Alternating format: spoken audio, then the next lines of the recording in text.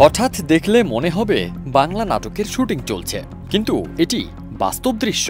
মামলার দৌড়ে নিজের বয়সকেই ছুঁয়ে ফেলেছেন তিনি। ৫৫ বছর বয়সে হয়েছেন ৫৭টি মামলার আসামি। বারবার ঘুঘু ধান খেয়ে গেলেও এবার পড়েছে ধরা। এলএমই সার্টিফাইড বিশ্বসেরা কপারে তৈরি ওয়ালটন কেবলস, যা আপনার স্থাপনাকে রাখবে সব সময় নিরাপদ।